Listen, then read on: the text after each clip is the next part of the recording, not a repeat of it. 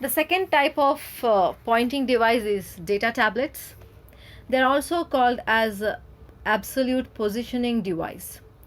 This is a kind of a device which is actually designed to designed to overcome the disadvantage of the first type, that is mouse and trackball.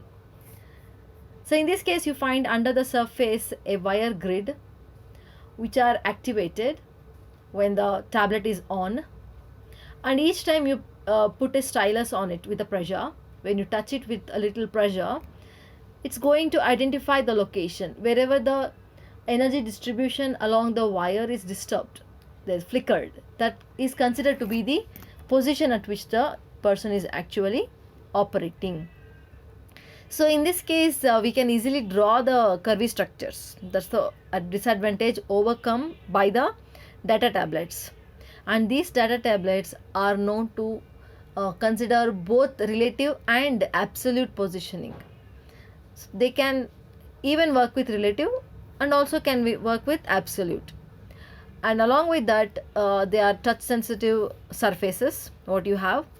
So on the data tablet, you have touch sensitive surface, and along with this, below just the surface will be having the pressure sensitive grid, which will be actually receiving signals from the pen. The third type is light pen, which is considered to be direct positioning device. So now we have a light sensing device, which is also called as a photocell. So here, if it is going to be placed on the CRT screen, it emits a light that emits a light which exceeds the threshold point, you can tell, threshold point of the light emitted by the screen. So wherever this is crossing the threshold, it is identified as the location. So in this case, if I touch here, the light is emitted with the higher intensity than the threshold of the CRT screen, then it is said to be the location of the selection. So here there is a disadvantage with this, that is, if there is a darker area on the screen, it cannot obtain a proper location. Next, you have a joystick. Joystick again is a two-dimensional input device. It has two buttons, and again the joystick is able to move in two directions only. So here in this case, we can give any cursor position by moving the stick in any direction we want along the two-dimensional coordinate axis. And here in this case, we have an advantage.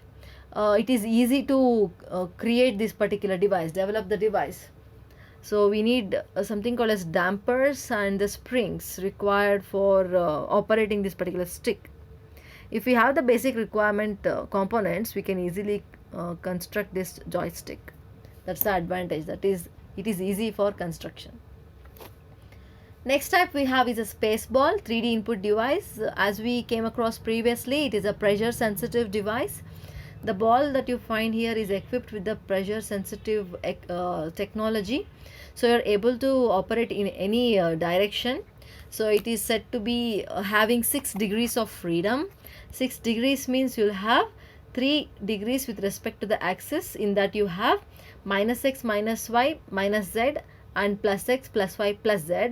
So 3 means along x axis you have minus x plus x freedom, along y axis you have minus y plus y freedom, and along z axis you have minus z plus z freedom. Along with that, you have 3 independent twisting procedures. So I can twist across x axis, twist across y axis, twist across z axis. So 6 degrees of freedom is accomplished by the Spaceball. Then you have other types of 3D devices, in which we have laser based devices, usually used in for example, they have given in the ranging systems or the lighting systems. So with the help of the range of laser transmission, wherever it stops, it is considered to be the distance. Then we have data gloves. Data gloves can also be used with the application more than 6 degrees of freedom. Then can also be used in virtual reality applications. Then the second type of physical input device is keyboard device. So that which you have already worked with, you are working with it right now. So the keyboard device is going to return the character codes with respect to every key. Whatever keys are there on your keypad, every key is linked with the character code. So these codes are sent to the program. In turn, it is going to compile and identify what type of character has been given by the keyboard.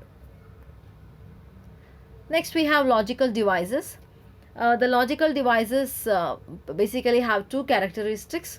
One is the measurement that is going to be returned by the logical device. What kind of data, what kind of measurement, you can tell what is the input it is going to send to the program. It is called as a measurement.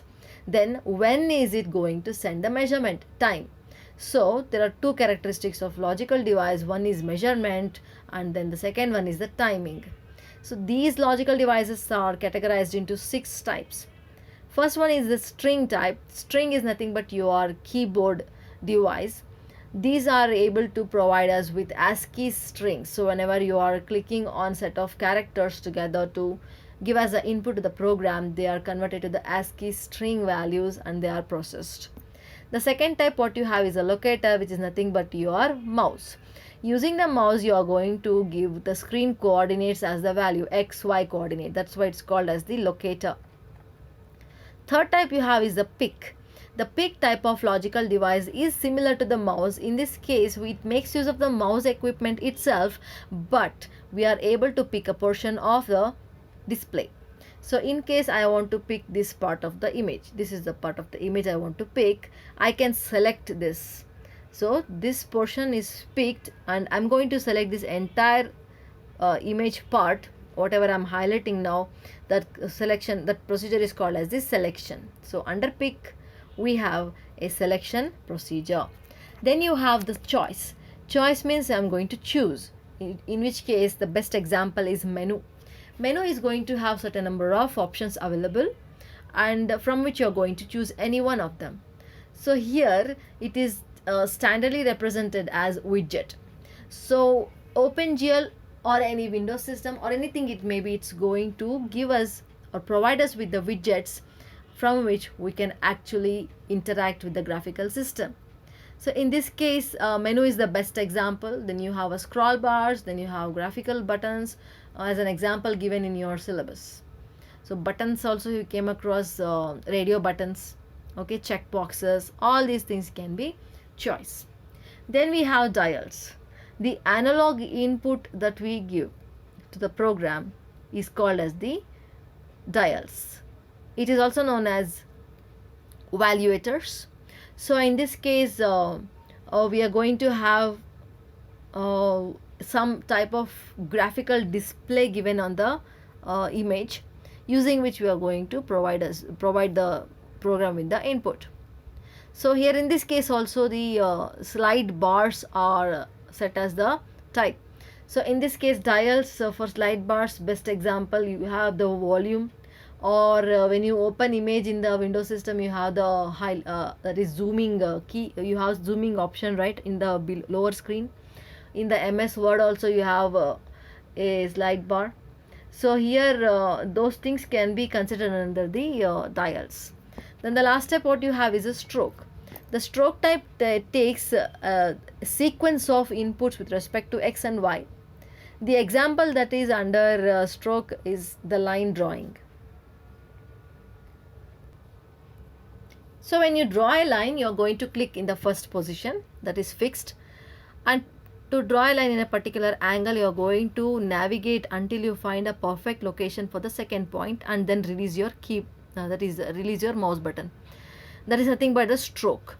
So the stroke is going to consider every point from the first position till the last position and along the time where you are holding the button of the mouse and releasing.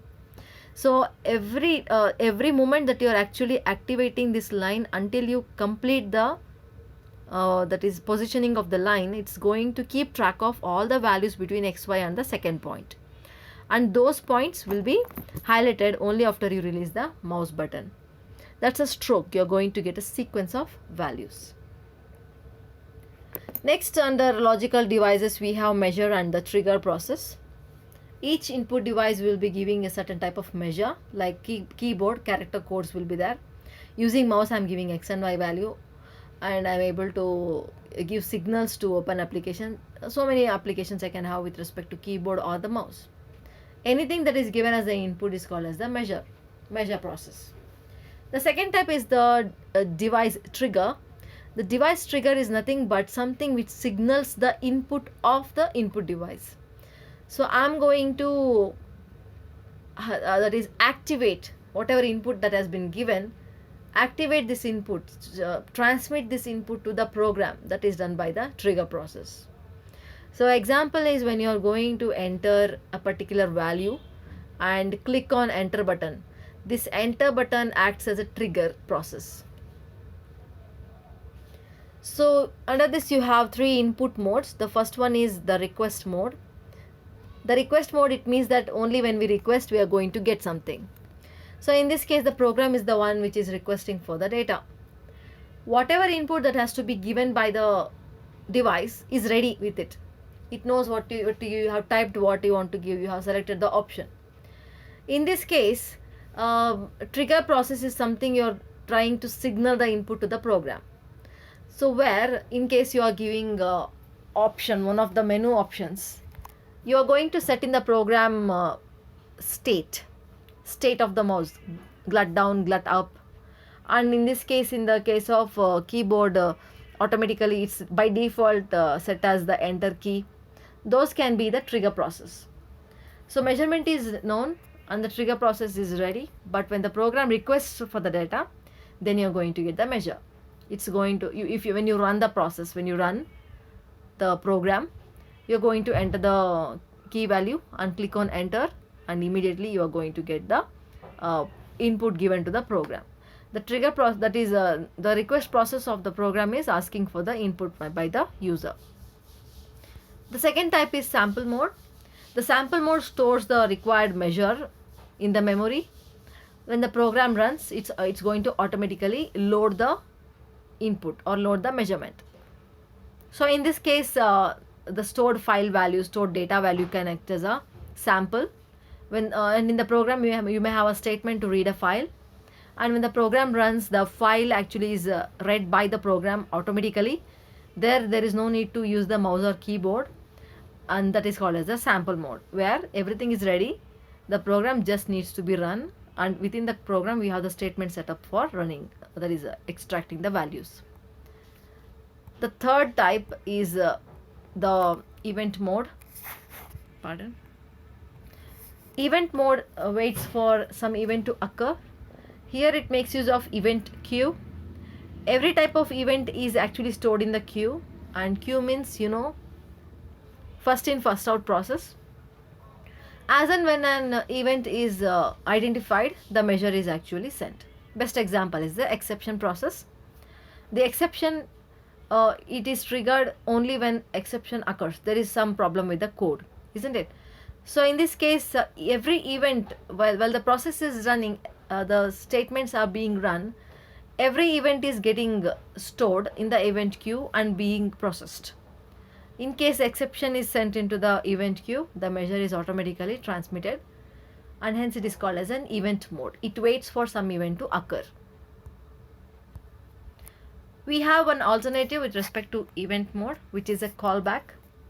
We are going to once again call for the same process to happen, either from the beginning or from where it has stopped. That's called as a callback process in this case. Then we have client server applications. The client is something which requests for the service, and server is the one which provides us with the service. The workstations involved in this figure are said to have systems that are acting as clients. They are going to request procedures from any of these servers. Print server, I'm able to print anything that I want. Graphical servers, if I want some graphics to be supplied, it is going to help us with that. Compute server, when we have a huge computations to be done, the compute servers can be used. File servers to provide us with the files required. Then the graphics servers again, that I have mentioned already, required graphics. So in this case, once again we have terminal servers which are used up for dial-up processes when we are trying to communicate with a particular server. it can access through, we can access through the terminal servers. They are dial-up servers.